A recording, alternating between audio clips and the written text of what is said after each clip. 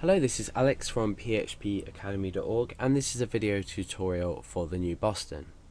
In this video I'm going to be looking at extending classes so we can use specific data, or rather properties and methods, from another class, but quickly do this so we've created a new class to use this data. We can do this on one line, but we can also specify additional properties.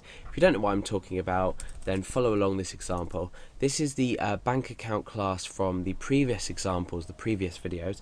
If you haven't watched them already, go back and do so. And we simply have a class bank account. I'll just walk you through it. We've got a class called bank account. We've got a property called balance, which is by default equal to 0. And we have three different methods. We've got display balance, which simply displays this property. We have a method called withdraw, which withdraws a certain amount of money. And we have a method called deposit, which puts in a certain amount of money, so deposits a certain amount of money.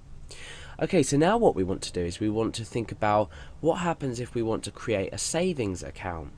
Now, the sort of first way of thinking about this would be to maybe copy this, come down here, paste it in, and just change everything around. So instead of class bank account, we can call it class savings account.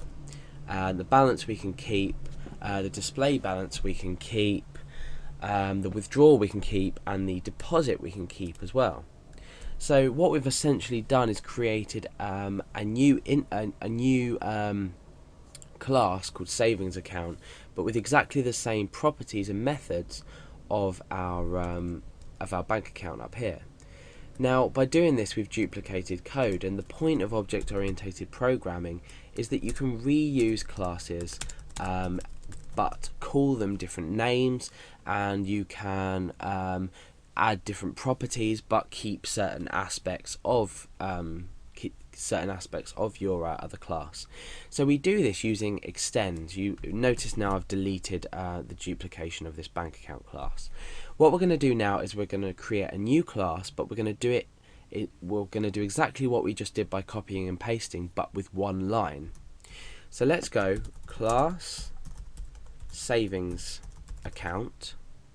Now this time, before we do this like this, all we do is we say extends, and then we give the name of the class that we want to extend into this savings account. So we're extending this bank account class to this class called savings account.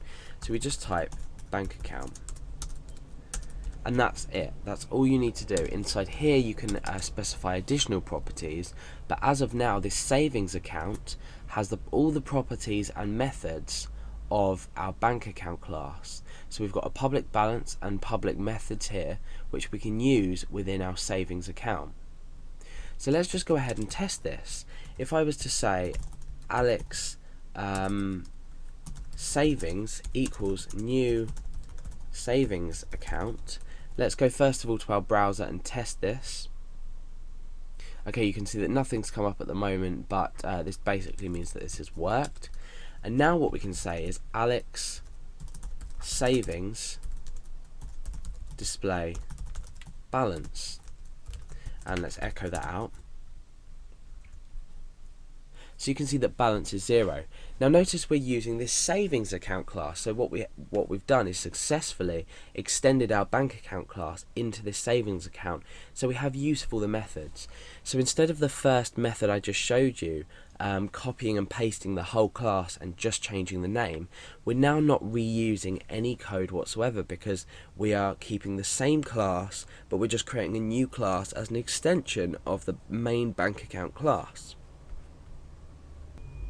So we found a much easier way of doing things. So let's run these side by side. We've created our savings account, and let's maybe deposit some money into our savings account. So Alex savings deposit, and let's deposit £3,000 in here. And up here we'll create a normal bank account. So Alex equals new bank account. And we'll say Alex deposit, and we'll deposit just 100 in here. And then we'll display both the balances at the end. So what we've done is we've created a new bank account, which is our main class. We've deposited £100. We've created a savings account class with an instance of our savings account class, which we've deposited £3,000. But remember, this is not a main class. This is our extended class from bank account. However, even though we're using it side by side and we're creating a new instance of bank account and savings account, we can use both simultaneously. So now what I can do is say echo Alex display balance, and we can put a line break on there just so we can keep things neat, and then we can say echo Alex savings, which is our savings extended class. We can say display balance as well. So now what we should do is we should create, what we're doing is we're creating a new bank account and a new savings account, and we are depositing £3,000 in here and £100 in there, and then displaying our balances. So let's have a look at that. Undefined property, display balance. Okay, maybe I spelt that wrong. Oh, okay, sorry, I didn't include the parentheses on the end, so some things to watch out for. Okay, so we've got balance 100 and balance 3000, so these could correspond to the correct values that we deposited in earlier. Let's just make it interesting, and I'll say Alex withdraw, and we'll withdraw, say, £20. Oh, we forgot the greater than sign there.